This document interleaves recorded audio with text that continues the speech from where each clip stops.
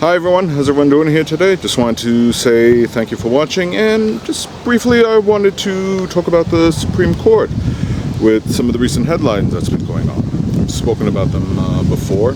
Well, lo and behold, Supreme Court Clarence Thomas, probably the most questionable member on the court, it turns out he's been accepting luxury trips from a billionaire by the name of Harlan Crow. And he's been doing it for quite some time. And at my job, there's actually rules and regulations against gift giving, like especially if you're giving to like a supervisor or somebody higher up, that it can't exceed a dollar amount, or else it's not permitted. Well, let's just say what Clarence has been doing, even if it was just one gift, he is more than exceeded any type of reasonable amount. In fact, it's about as questionable and as corrupt as can be. And of course he put out some statement, some lame excuse for it, and it's brought a lot of talk, a lot of gossip going on, and it's made a lot of headlines. And to which one of the other justices, Samuel Alito, he's whining because he feels it's unfair to criticize the Supreme Court. And he had a bunch of other things to say in a Wall Street Journal article, and this kind of falls back to what I was talking about with accountability, and that's not just within politicians, but within other people involved in lawmaking and enforcing, like judges. Keep in mind, Thomas was one of the Supreme Court justices that also voted to overturn R. V. Wade after he said he wouldn't do that. He pretty much lied. The same goes for Samuel Alito, Brett Kavanaugh, Neil Gorsuch, Amy Coney Barrett, and John Roberts.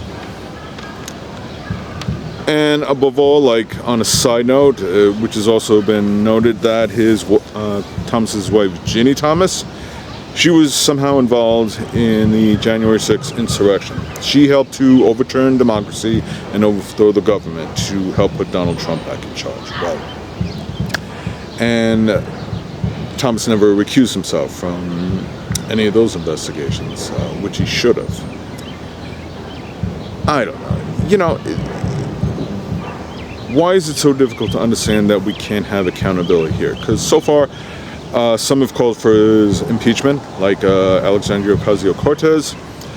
I don't see that happening. There's been talks between, I forget, groups and kind of judicial review. They're talking about it. Okay, they're talking about it. Is any course of action going to be done?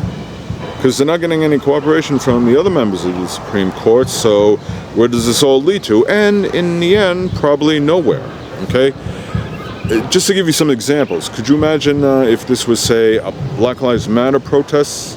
I know it's apples and oranges, but at one particular protest where things got really violent, there was a lot of vandalism, and there were a lot of lives lost in both civilian and law enforcement.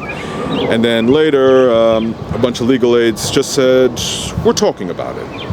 There's been no arrest made, no one held accountable, no charges, no leads, no names. But other than that, they're talking about it, and in the end, nothing happens. I don't think that would go over too well with the American public, especially conservatives and Republicans on the right.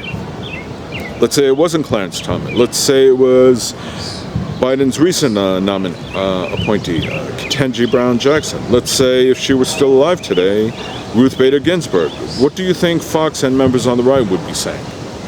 They'd be losing their damn minds. Of course they would, and rightfully so. I don't know.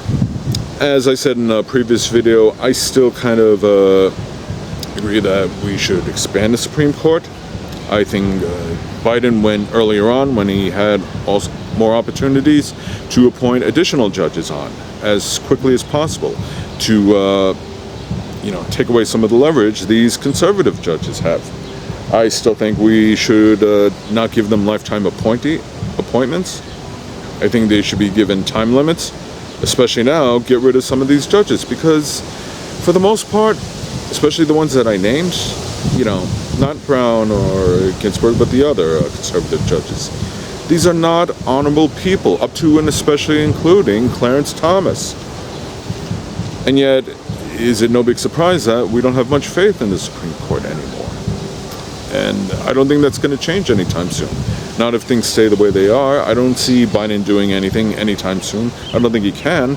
And even if he could, he's got the election coming up, so I think he's more focused on that and other things. I think if re-elected, if he runs, maybe he'll appoint another judge.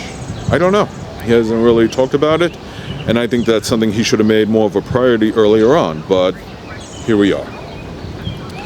So, in the end, is anything going to really change? Clarence Thomas isn't going to step down. I don't think he's going to be impeached.